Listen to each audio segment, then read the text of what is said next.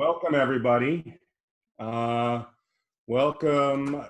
to, I'm pulling up the name of this thing, Building Bridges and Telling Stories, a FAUDA and Save a Child's Heart virtual event. Welcome Ala and Samar and Avi. Thank you for joining us.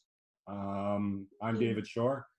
I want to introduce it, preface it with, it seems that I want to talk about Save a Child's Heart, but I do feel like I need to mention that it seems like everything I watch on TV right now is either in Hebrew or Yiddish or Arabic.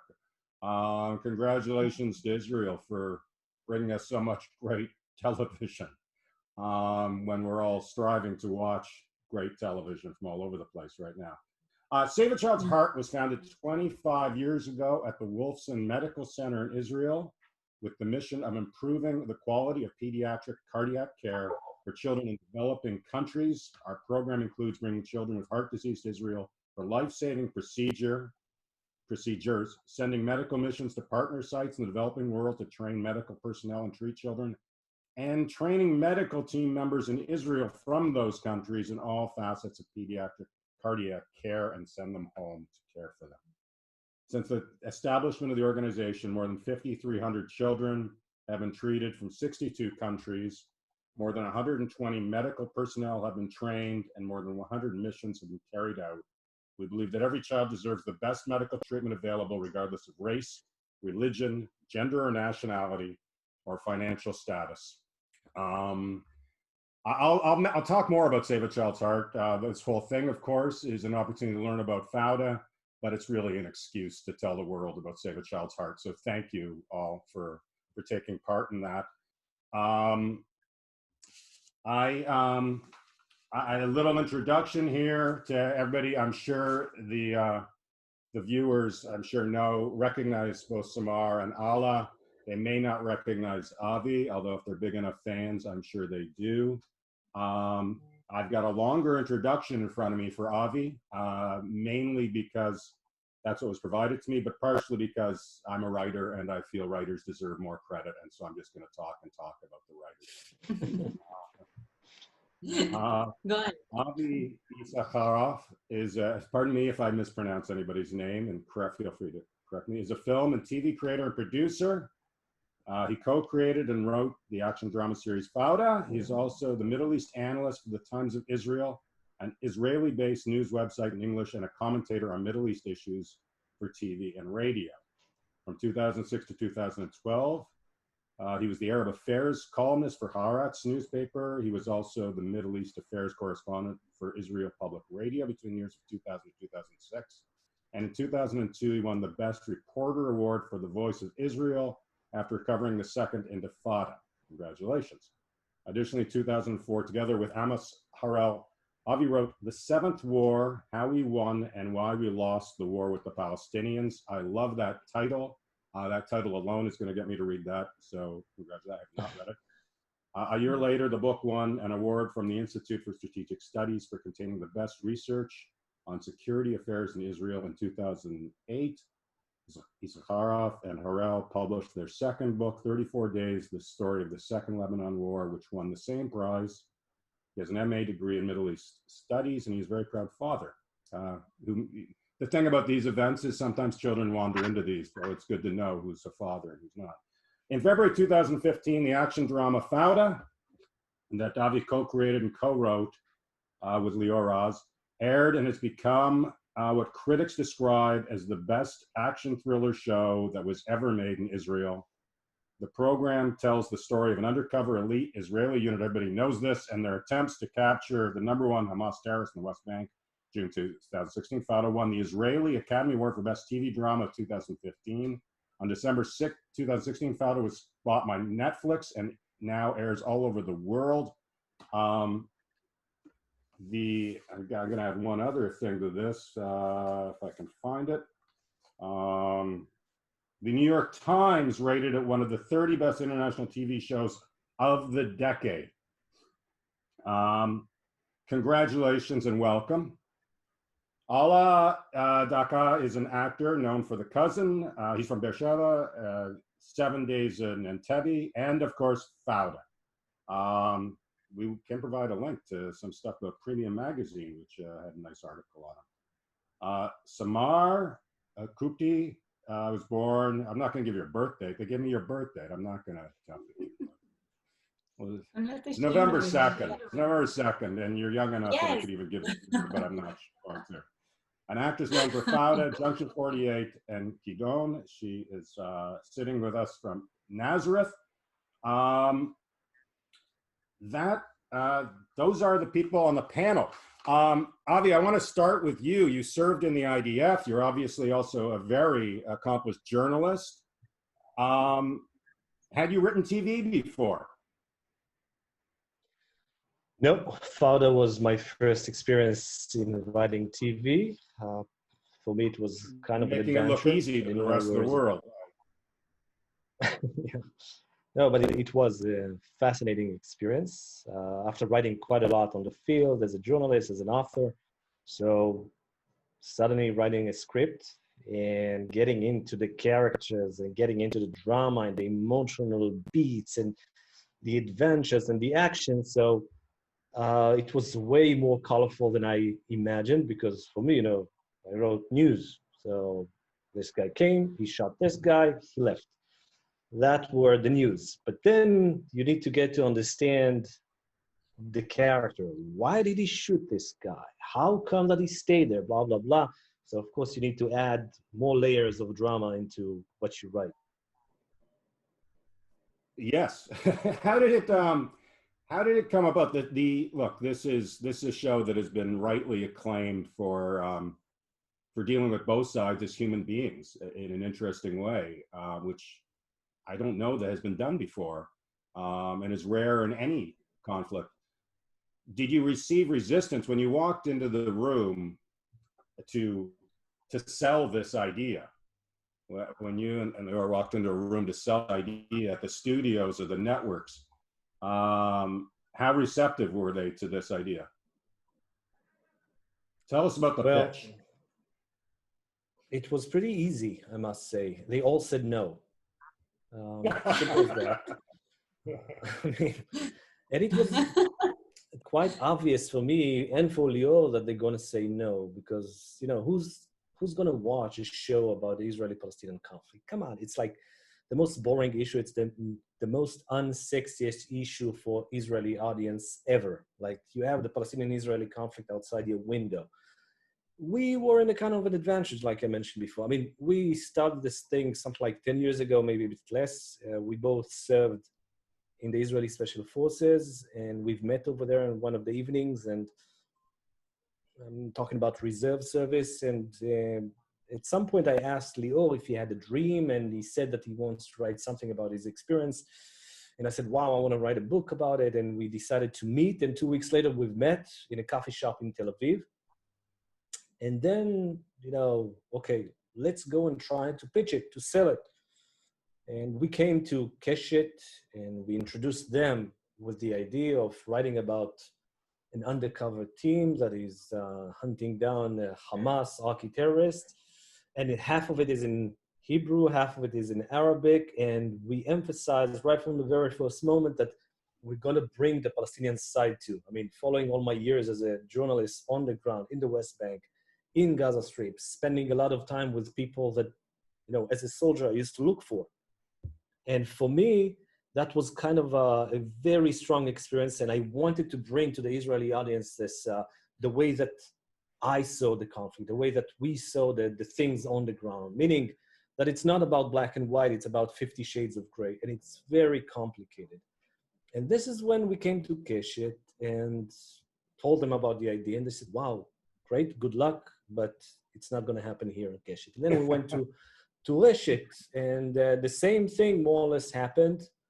They said no. They were very polite, but they were very no. Then we went to Channel 10, and they said, wow, what a great idea, but we don't have money for that. And then our production company back at that time, at the beginning, the name was Castina, and they said, give up, guys. It's not going to work. No one's going to take it. And like two good guys, two good fellows from Jerusalem, that did what they did in the army. You know, when they taught, what they taught us is that if the door is closed, so either that you get from the window or you break the door. And this is what we did, following the instructions of course, not to continue with that. We kind of, you know, the Israeli way of, we managed to get to someone in Yes Satellite Company. And over there in the pitch, we sat down and we started a pitch, and the guy in the room was very enthusiastic about it. And there were 3 women, and they weren't that happy about the idea, I must say. They said, they claimed, like, after a long time, that they did all kinds of funny faces that we didn't understand, and noises, and like, we asked them, is something wrong? Is something wrong? He said, no, it's okay. But we understood that something is wrong. It's like the ones of you that are married, you know what I'm talking about. Is something wrong? No, everything's okay. And then at some point they said, this is a show that only men would watch. And I think that it's very present that women love the show. Even after the first season, Yes did a kind of a poll in order to understand how many people watch the show, and they understood that more women watch the show comparing to men. So it worked, and miraculously it did. I don't know why, but I think that, you know, I can understand it, I can explain it through the dialogues, through the drama, blah, blah, blah. But I think that we also pulled a kind of an old trick, and because I'm an Israeli, I'm allowed to be not politically correct. We put on the screen a group of very hot Israeli men, and it did the work, you know. Women love the show. That's so typical of women. They just respond to looks, don't they? Hey guys, you know, I'm a minority as always, but I'm used to be a minority, so.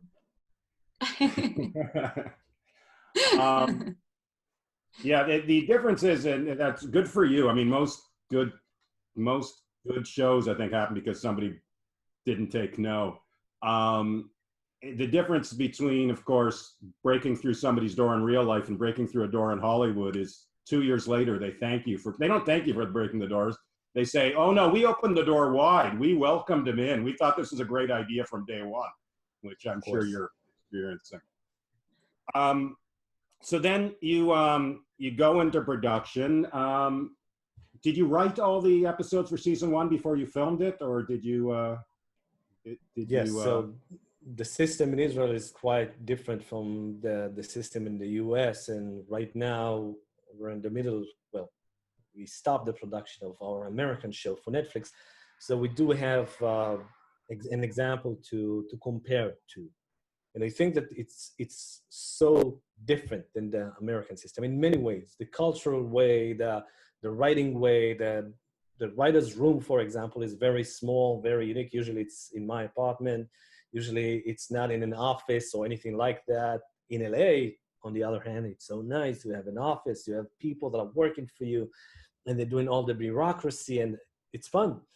In Israel, it's a bit different. You know, we like the way that it's so small and tense and lots of energies, and people are yelling and people are cursing, and again, no politically correctness. But we wrote everything in advance in order to make it as fast as possible. I mean, the shooting, and make the budget as small as possible. And the budget, this is something that, you know, when people in the US hear about the numbers of how did we do FAUDA, it's quite inconceivable. It's really not something that you can understand. How did people make this show for this kind of budget, which is totally ridiculous if you compare it to budget in the US. Are you gonna? Yeah, I was curious about that, because I mean, it looks great. The action is unbelievable. You do amazing stuff. You guys are your own consultants, I guess, in terms of the action. And you shot it on obviously at locations. I've read. Where did you shoot it? Where did you shoot a lot of these locations? So we shot it in many Israeli Arab villages like Kfar Qasim, like Kfar Bara,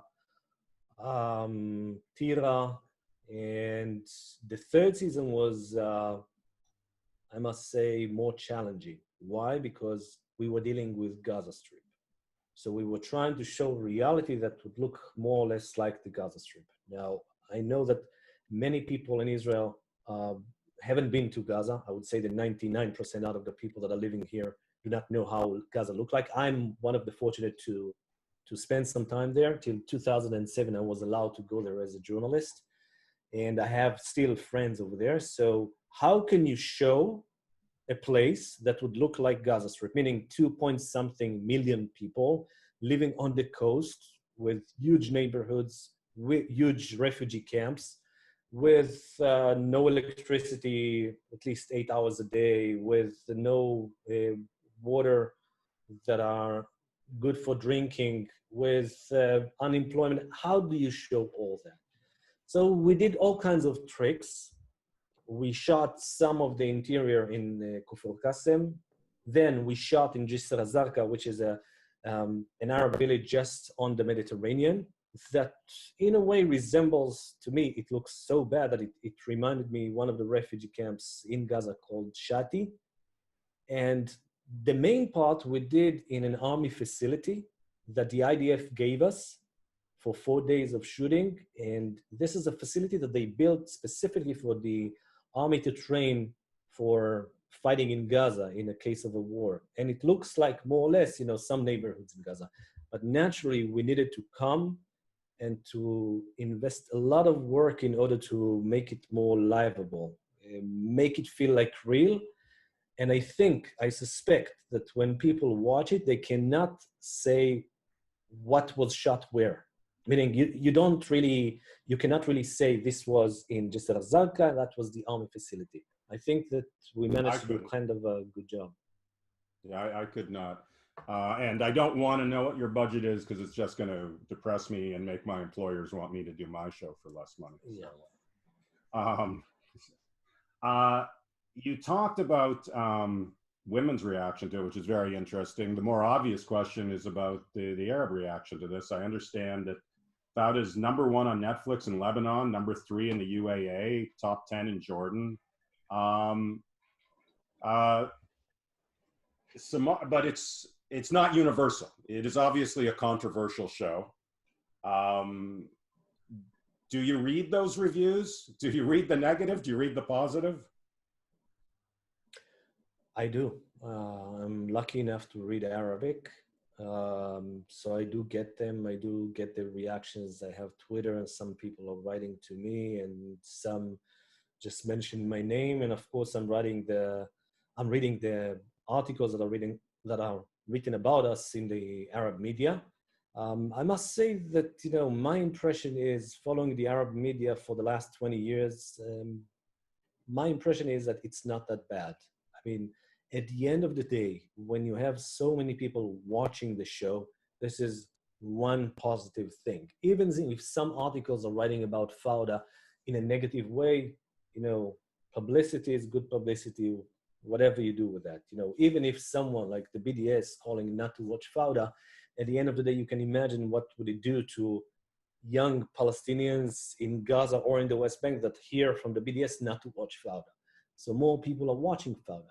In Lebanon, that was a very interesting case because in Lebanon, you get those screenshots in Netflix that are saying, where is the TV show located in #1, 2, 3, 4. And over there at some point around 2 or 3 weeks ago, we were #1. And I was completely shocked. I didn't expect that. I suspected that some people in Lebanon would watch it, but the #1 TV show. And then suddenly you understand that you're in the political discourse. And what do I mean about that? That you find that inside Lebanon, people are using FAUDA in order to criticize one of the political parties. Like one of the anti-Hezbollah supporters said something regarding FAUDA to Said Hassan Nasrallah against him. And suddenly I understood that FAUDA was in the political discourse inside Lebanon. And for me, that was a huge accomplishment.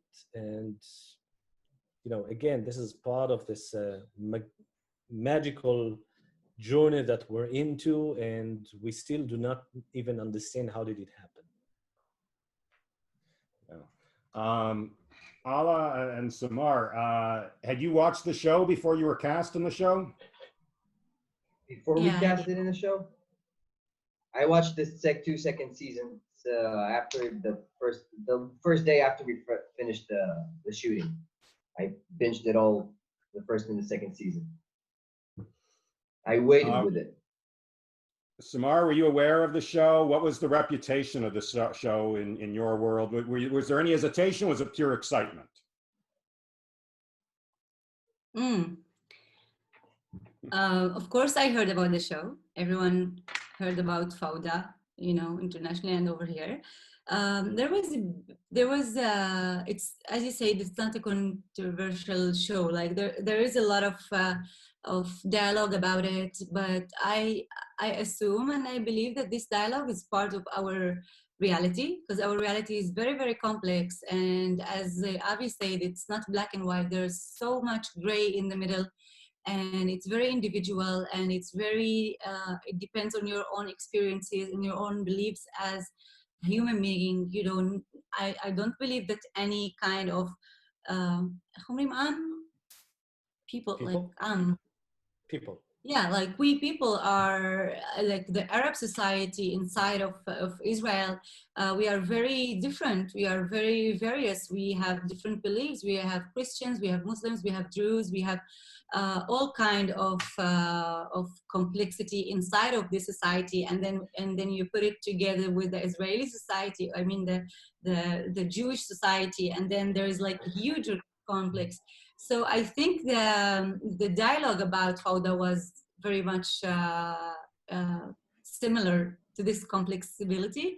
So there is this excitement and this part of you that I'm an artist. I want to work with these people. It's a very good show. I'm also a filmmaker, so I appreciate the art of it. I appreciate the writing. I appreciate the action. And of course, there is this little sound inside of me that asks all these questions, which is very, very, you know, like I would be not okay if I won't have all these questions inside. And I did share them with Avi. I did share some of them with Lior. So this dialogue, I think it's very interesting, and it's very, very, very challenging as a person and also as an actress.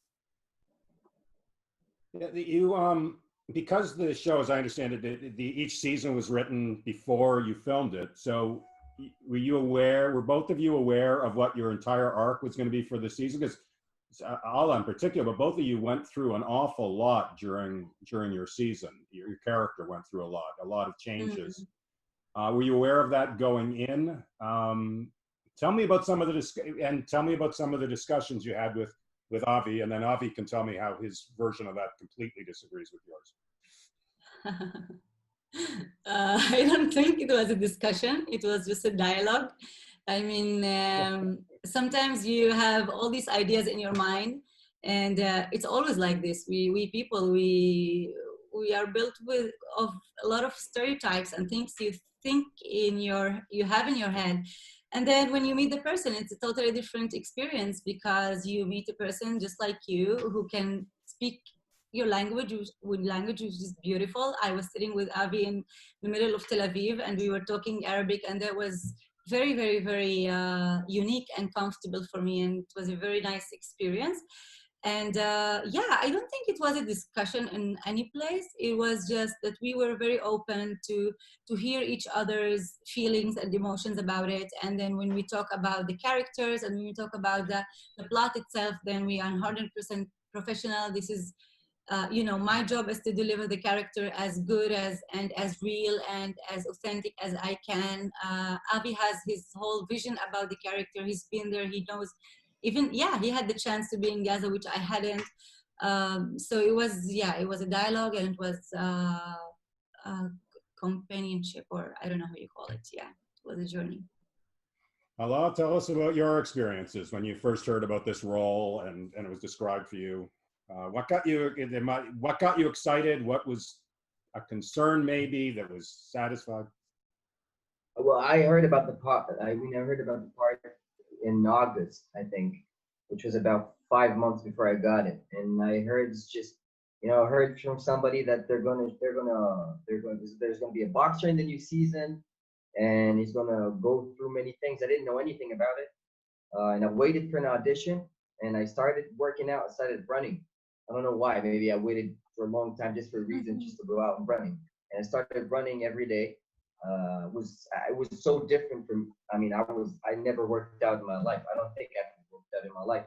And I started going to the gym, and I changed my life in some way from August to September. And then on October, on my birthday, I got the first audition. I did the first audition for the show. And then we did another one, and another one, another one, and I started working out, and I really wanted that part. I really wanted the opportunity. I heard it's gonna go through a lot of differences in the role. And when I first got the whole script on the 1st of January, I got the part. I got the phone call, and I've been told, you got the part, you're in. It was like 50-50 with another actor, and I was very stressed about it. And I was sitting in a coffee shop, drinking my coffee, thinking only about the part. And then I got the phone call, and I've been told I got it. And I went back home, and I screamed in my room. And then we started working out on the part, and I got the whole script, the whole story the whole storyline of Bashal in the season. And I saw that he's going to go through a lot of points where he's going to change. And I was a little concerned about that, because it was very important for me to go through that change really emotionally, to try to do my best to go through that change emotionally. And I try to figure out what's in common with me and him. What are we going to go through in common in that during that 3-4 months that we're going to shoot the season? And I decided that he's very naive, and maybe he's going to lose he's just going to lose that part. And I decided that I'm going to lose that part in me with him. And that's a big show, the biggest show in Israel that was ever done. Here, and I got a big part in the show. So maybe that's thing. Till that point, I did a lot of TV shows, never in that size, never in that size of production, never in that size of people. So maybe the loss of Bashal's being naive is the loss of me before FAUDA and after FAUDA. Because I think I changed a little bit as a person, for the good and for the bad, and I'm happy about it. So maybe we both went through that. So that was I was a little concerned, because we don't shoot it in the order of the episodes. So it was very important for me to know exactly on the day of shooting what I'm going to do in that season, that specific season, because there were days on the first couple of days we shot some of the scenes that were that was in the end of the season. So I needed to make a lot of decisions before I started shooting, and that was a great adventure for me as an actor, as an artist. The biggest opportunity I've ever got. That's really interesting to me. As the stuff about you as an artist and you as an individual is really interesting. I'm going to circle back to that in a moment to Avi, because I also found it interesting that you were not shooting out of order, which I guess goes to budgetary things as well, trying to shoot all that in a limited amount of time. But Samar, what did you feel you had in common with your character?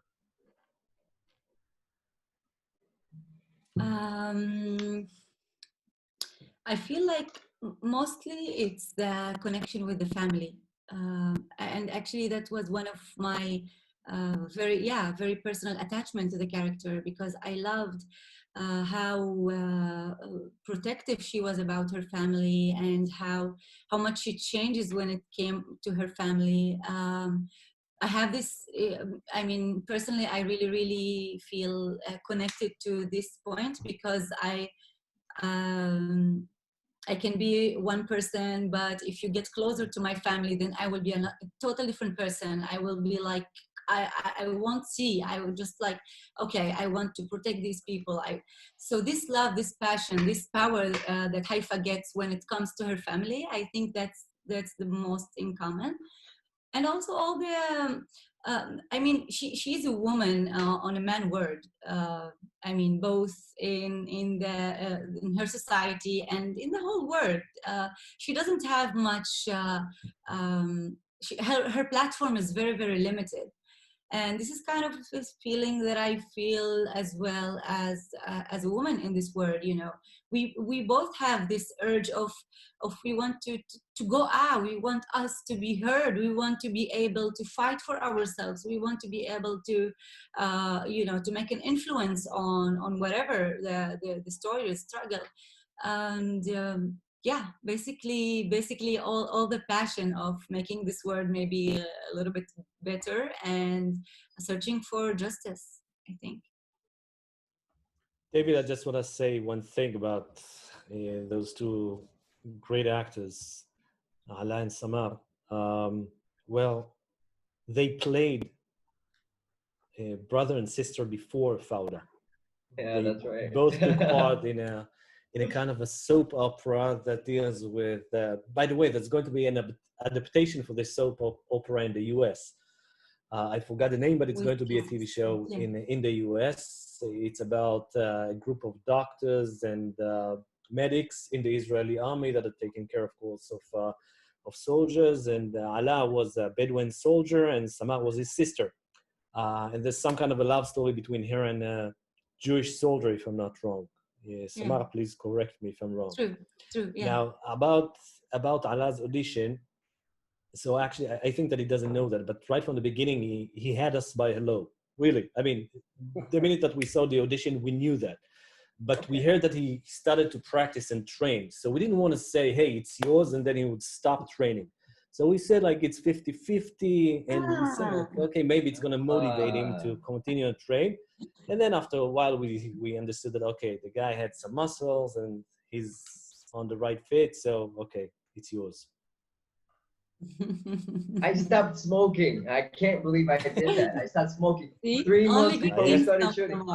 Everybody else on the show started smoking, it looks like. So. That's what I mean. I stopped smoking 3 months before we started shooting. On the first day of shooting, I lighted the first cigarette. On the first day. That's a great story. I'm going to pause for a commercial from Save a Child's Heart. We've got hundreds of people on Zoom in the United States, Canada, the Netherlands, UK, Israel, Australia, and Ethiopia as well. So Ethiopia. welcome everybody. Wow. Yeah. Hello. And I do want to. This is not a fundraiser, but I do want some stuff you should know about Save a Child's Heart. And this is related to what's going on today. 30 kids would have been treated during the time that borders were closed in Israel due to the COVID pandemic, and that we're now bringing children again to Israel and trying to catch up on lost time. SASH currently has in Israel 5 Palestinian children, 4 from Gaza, 1 from the West Bank, 2 children from Zanzibar, 1 from Tanzania, 1 from Iraq, and 1 from Morocco. In addition, 5 new children from Ethiopia are expected to arrive in Israel tonight, perhaps now while we're doing this. These are people whose lives are being actually saved, children whose lives are being saved. SASH currently has 4 Palestinian doctors training with us, 3 from the West Bank and 1 from Gaza, 2 doctors training in Tanzania, 1 from Ethiopia. From Tanzania, 1 from Ethiopia, 1 doctor from Ethiopia, 1 doctor from Zambia were called to return to their home countries because of COVID. Last week, a 6-month-old baby girl from Gaza was saved by Save a Child's Heart at Wolfson. She was brought to Israel during the COVID-19 crisis and was able to cross from Gaza into Israel, only thanks to cooperation between the Israeli and Palestinian authorities.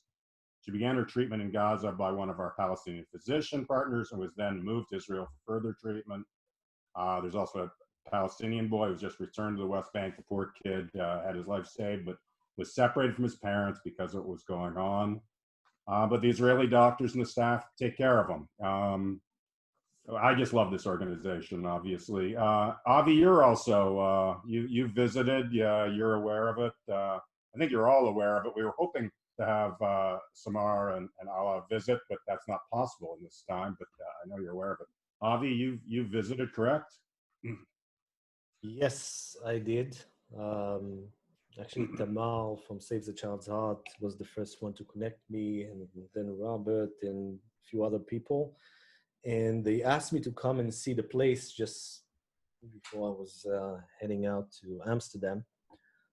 And I didn't know the organization, honestly. I didn't know how is it going to look like. And, you have those organizations asking you to come and see and talk about, and I didn't know how to react to that. I was thinking, okay, maybe I don't need that. But then I came, and it's in Wolfson Hospital in Hulon, south of Tel Aviv, just on the southern edge of Tel Aviv. And I really remember that moment because, the minute that I stepped in this place, Save the Child's Heart, there was some kind of a room, a big room with like 10 beds, very young children, all of them from African countries, that the mothers were right next to them, dressed up in African clothes, and you're in the middle of Israel, and you feel like you land in a completely different place. And you see all those kids that suffer from heart problems. And my jaw just dropped. And I was thinking, what on earth is going on? And you understand that you're witnessing some kind of a miracle, a real miracle for me. That bringing all those sick kids, taking care of them, and then sending them back home where they're healthy and they can live and survive with a healthy heart, of course. And I've met the doctors and I met the medical team, and it was Tuesday. And on Tuesday, there are kids that are coming from Gaza. There are kids from the West Bank also, and there are some Palestinian doctors over there. And I spoke to a few of them. And I went up to the offices when they checked the kids, and I started to speak to the mothers and the kids over there. Where are you from? In Arabic, of course. And they said Khan Yunis. And one of them was saying Gaza. And I was shocked. Like, you hear all those reports about the wars between Gaza and Israel and Hamas and the government of Israel. And then suddenly this small bubble of people that are coming from Gaza every week, like a clock on Tuesday, in order that Israeli and Palestinian doctors will take care of them and make them healthy again. And for me, this is, what we were trying to show, to build in a way in FAUDA, this bridge between the two people, to build some kind of ta'ayush. I don't know how to even translate it from Arabic to English. Please, Samar. Coexistence. Coexistence, yeah. Yes, coexistence. Wow, and this is what, yeah. Doing it the opposite way. Yeah. And I didn't know that word in Arabic. And suddenly you see it on the ground. You don't need the declarations and the slogans that you hear from the politicians, but people there on the ground saving lives of Israelis and Palestinians together. And that was the most amazing thing for me to see over there.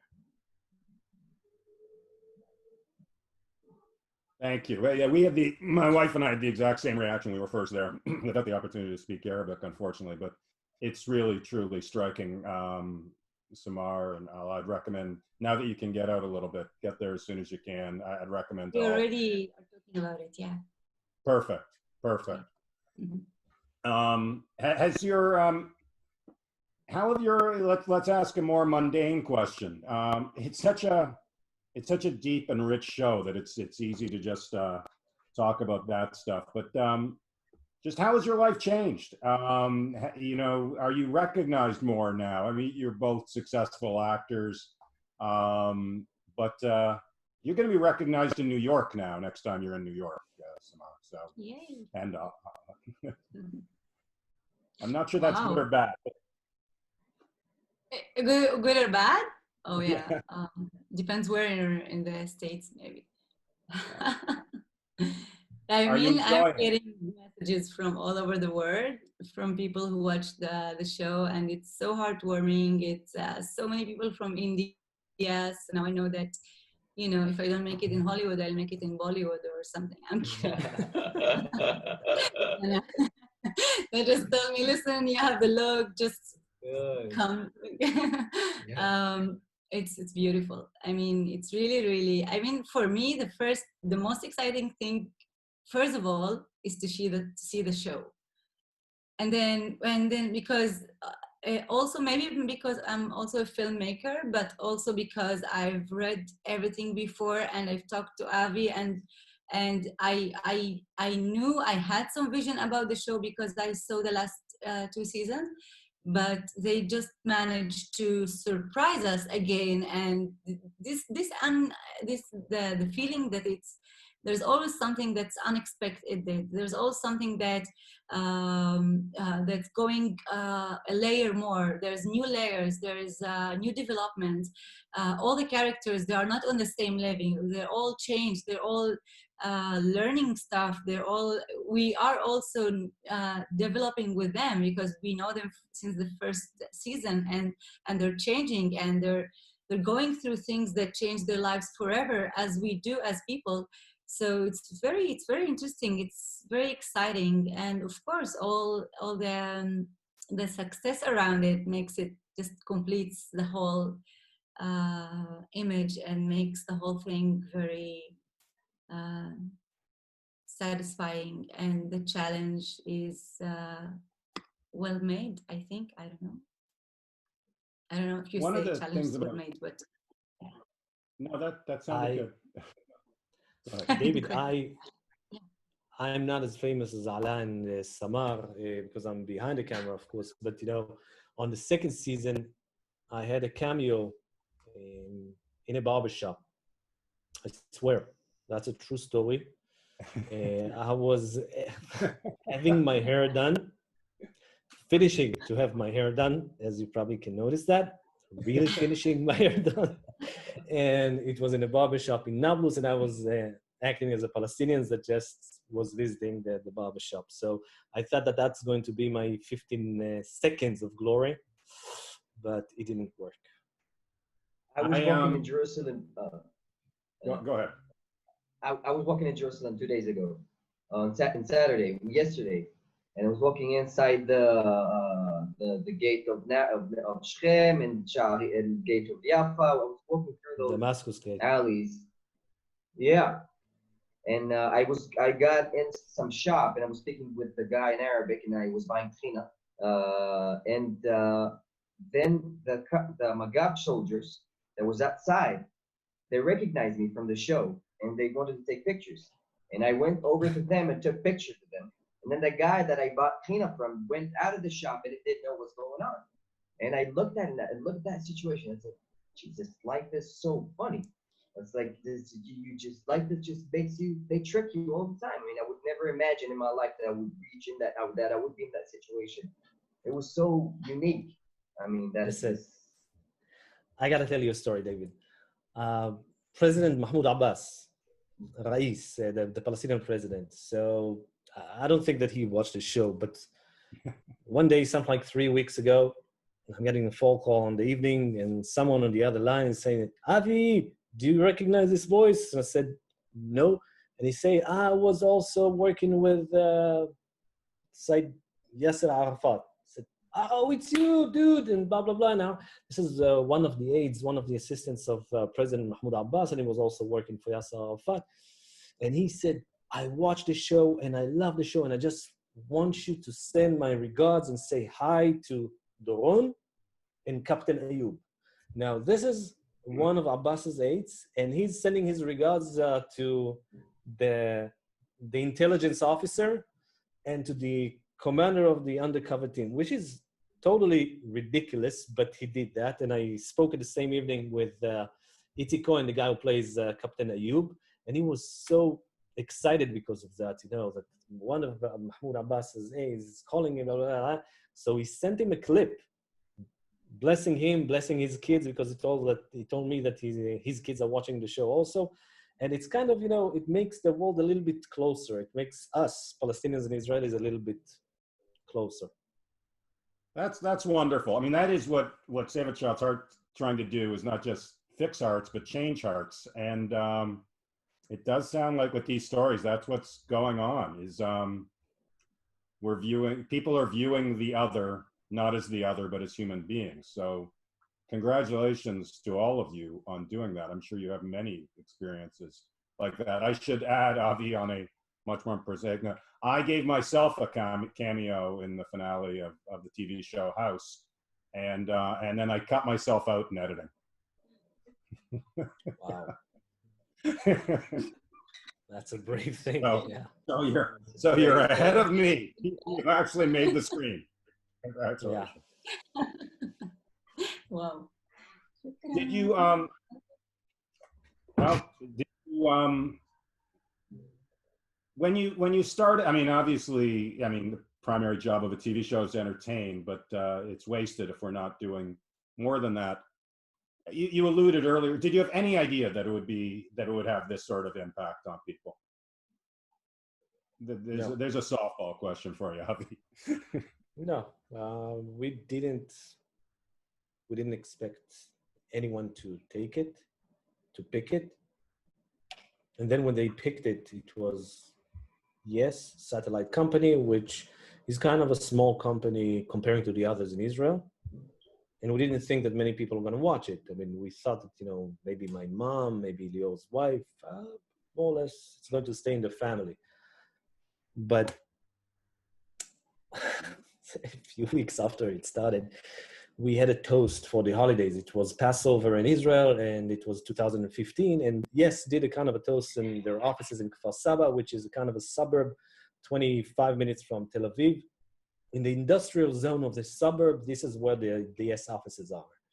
And I got there with my car, and I got off the car, and I see two guys, Shadi Merei, who plays Walid, and Tomer Kapun, who plays Boaz from the first season, that just arrived in a cab. And we started, the three of us, walking together towards the offices of Yes, and suddenly I hear a scream, Walid! And I see 10 guys, young people, running at us like crazy and asking for a selfie with Walid, with Shadi, and with Tomer, of course. And suddenly I understood that, you know, wow, something happened here. I mean, it wasn't my plan. I didn't see that coming. Something went wrong with our plan, because obviously that many people are watching the show. Many people like the characters, whether they're Israelis or Palestinians, and they wanted a selfie with Walid, who plays a Hamas terrorist, you know, and this is part of that. But I think that one of the miracles that happened in Israel, and Israel is, you know, very much fragmented, divided, tough, especially when it gets to deal with Palestinians. You know, people are sometimes racist, people sometimes hate Palestinians, and suddenly with this show, I don't know how, but it allowed them to feel sorry or to feel sympathy for Palestinians. And suddenly they want a selfie with Walid, and Hisham Suleiman, who played Abu Ahmad on the first season, the same thing happened to him. You know, he was in a settlement in Kiryat Arba, very tough settlement. And the kids over there wanted a selfie with the guy who plays Abu Ahmad, the archi-terrorist of Hamas. So it's just getting better and better, or more ridiculous, depends on how do you look at it. But it definitely, for us, it was a huge surprise, and we still enjoy it. We still enjoy the fact that we are surprised from all this kind of success. What have you learned about yourself, about these characters? I mean, you went into it with a certain point of view about the characters, I assume, and then they grow. What has this show changed your mind about anything? That's a question that's open to all of you. Faddalu, please. I would really love actually to hear you, Avi. You what? Sorry. أنا كتير حابة أسمعك أنت تجاوب. Interesting. عم بفكر بالسؤال وكتير بحب أسمع. She wants me to answer first because I'm the khitiar, I'm the old guy here. And you're the boss.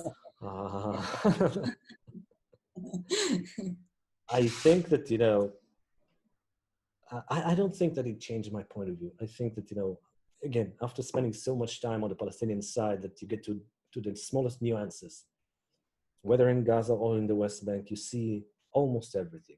You see people that you look at them and you think from the outside they are terrorists, and suddenly you feel sorry for them. And I swear, like, listen, I served in the Israeli Special Forces, okay, as an undercover soldier. I did what I did. And at some point around 2008, if I'm not wrong, Ehud Olmert, back then the Prime Minister of Israel, decided to release hundreds of prisoners in a kind of a gesture to the Palestinian president, Mahmoud Abbas. There was a time of, negotiating peace. And I got there. And, as a soldier, I used to try to arrest the people that were just about to be released from jail. And I escorted one of the families. And for me, the minute that one of them stepped out of the bus and he went and the family came and greeted him, and his mother was there and she hugged him and she kissed him and she started to cry. And this guy is considered to be a terrorist in Israel. And I had tears in my eyes, and I was a bit shocked from my reaction. Like, why are you crying? These people are considered to be terrorists. So how come that you feel so? But I couldn't, because this is a kind of a very human moment that, is relevant for all of us. For a mother to see her kid after a while that she didn't see him. And you understand that even with the worst of your enemies, they have someone that they love, that they care for. I'll give you one more small story. I was in jail 2007, not as a prisoner, as a journalist, interviewing Hamas terrorists, okay? Hamas prisoners. And one of them, I knew him. He was kind of famous because he was responsible for killing many Israelis. And at some point he started to whistle. And he whistled something that sounds like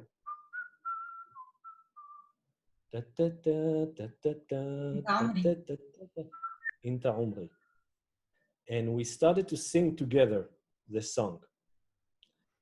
And the words, Ili shuftu, abli matshufak aynai umri dai, meaning everything that my eyes had seen before they had seen you was for vain, more or less. And at that moment, I asked myself the question of who is this guy thinking of right now? Who was the woman that is missing? Who was the wife or the girlfriend or whatever? But suddenly you ask yourself those questions. And I think that this is part of making FAUDA. I think that the character that I loved so much, and Samar, sorry, I apologize, but it is Bashar. It is Bashar because of this amazing journey that he's going through, because you take a kid, an innocent kid that is not involved in anything, and you see the way that the Israeli authorities, the Israeli occupation just breaks him from the inside. And it happens. And I'm sorry to say that, but these phenomena happen. And for me to show something like that on the Israeli television, that was a mission. And I think that the mission for Lior and myself was kind of difficult, but we managed to make people think about that. Of how come that this kid that just wanted to be a boxer is taking a knife and almost ready to kill the whole family.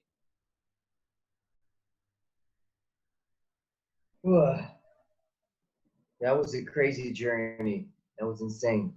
I mean, I can talk about it more as a personal, to deal with this kind of feeling, of revenge, to deal with the need for revenge, with the need for instant attack, with the need to hurt, and because you've gotten hurt.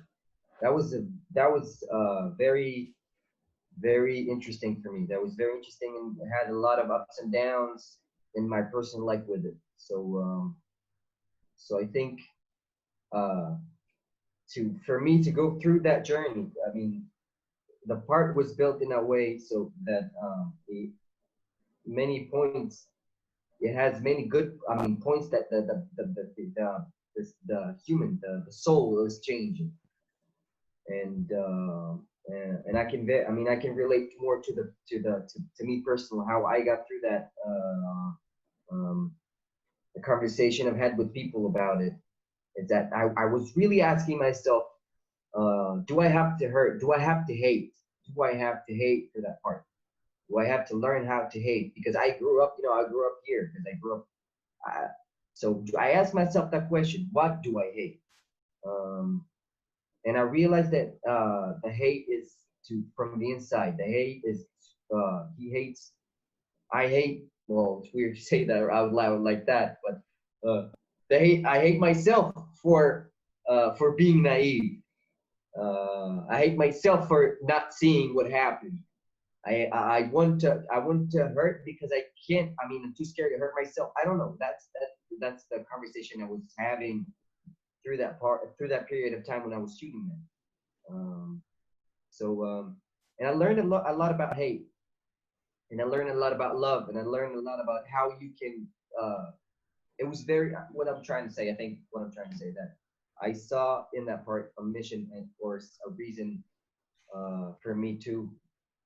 And that was a crazy journey for me as a person to grow up into understanding that those deep, dark shadows of your soul. I think, and I jumped in it. I mean, I jumped to it the best I can, like 100%. Like we shot one of the last scenes of the season. We were shot in the Memorial Day in Yom Kippur, the last scene. And on that same day, I'm meeting a psychologist once a week. And on that first day, I went to the psychologist, and we were sitting about 2 hours after we finished shooting, and there was a tefillah. How do you say that? Siren. A siren of the Memorial Day. And I thought about the whole day I was going through, and I shot the last scene, and it was like intense, crazy intense. And then I went back to Tel Aviv to that psychologist, and then we were talking the whole meeting about and then I realized what kind of life I'm living in, and I realized in that sort of conflicts, instead of looking at the hard thing about it, looking at the opportunity of what I can do about it, and that part for me was the opportunity to try to go through that for me and for the role. So I'm really happy I did it. Yeah. You did it very well. You did it very well. Thank you. Thank Samar? you. I don't know if I have what to add, because you said it very well, guys. I was very touched. Very good answers, in fairness, yes. Yeah, you did. I just want to add something about the my side as an actress, like the artistic side, the technical side. For me, it was one of the most enjoyable sets to be on, because it was super, super professional, super accurate. I really learned a lot from Rotem Shamir, the director, and from working with people who like they know what you're doing, and this feeling that you are in a set that you can trust everyone doing what they are doing. You feel relief, and you feel that like they know, they see the vision, they know what's results gonna be. So if you have a suggestion and you suggest it and they don't take it, then you know how to release it, because you know that you can trust them, they know what you're doing. So this side of being on set also, we didn't talk about it, but that's something I think, especially here, productions are not because of the low budget. Sometimes there are a lot of pressure on sets, a lot of the energies would be like very intense, and I don't know, like I heard from the production manager after that there were so many like troubles they had, but as an actress I didn't feel any of it, and I feel that's one of the really, really, really good things they managed to do, like to build this atmosphere which feels safe, despite what might I don't know, like a soldier outfit might make me feel some kind of a feeling, or police outfit made me feel some kind, because I do have all these associations in my head. And then being on set and feeling safe, that was one of the things that I really, really don't take it as granted. Well, that's a real tribute to Avi and your entire team. Well done in that regard as well. I have one final question, and that is, will there be a season 4? Yes, inshallah, yes. There will be. We're working on it pretty hard, like almost every day, sitting and writing and writing and writing. It's a bit different than the US. It's going to take a bit more time because usually if you do one project, you do also a second and a third in order to, but the bottom line is that we're working really hard in order to make the fourth season as fascinating and interesting, just like the third season. And hopefully we'll manage to do that also. We didn't believe, by the way, after the first season, everyone said, okay, there's not going to be a second season. But then came the second season and people were saying, they cannot compete with the first and the second season. Now, the third season, and I think that there's a kind of consensus here in Israel and it's in many parts of the world that it's the best season. So I don't know if we're going to compete with the third season, but we're going to try at least. Certainly the best cast for the third season. Totally. Wow. Especially Haifa Bashar. I could go on talking to you guys for hours, but our hour is up. Thank you very much. It is a pleasure meeting with you all. It's been a pleasure watching you and your work. Thank you very much on a personal level for providing me with that entertainment. Thank you, David. And, Thank you, David. Nice to meet you, David. It's good to meet you. I will just add for our listeners and for taking the time as well just now. Join us in 2 weeks for another virtual SASH event called Sip and Simmer. Joining us will be Dr. Sagi Assa, head of pediatric interventional cardiology from St. Health's Heart. Also, you will meet a French chef who now lives in Los Angeles and will introduce us to an Algerian recipe. And we'll have a wine expert who will talk about wines that will complement the dish. So that will have a very different tone than this, perhaps. And for more information or for the opportunity to give, frankly, every dollar counts. We look, all the doctors volunteer, but still it costs money to save lives. So all of you guys watching, please, for more information and for an opportunity to give, please visit www.saveachildsheart.org. Thank you again, everybody. Pleasure meeting with you. Hope to see you in person one day. Thank you. Thank you. Thank you. Thank you for everyone for Bye-bye. watching. Bye-bye. Bye-bye. Bye, David. Bye-bye.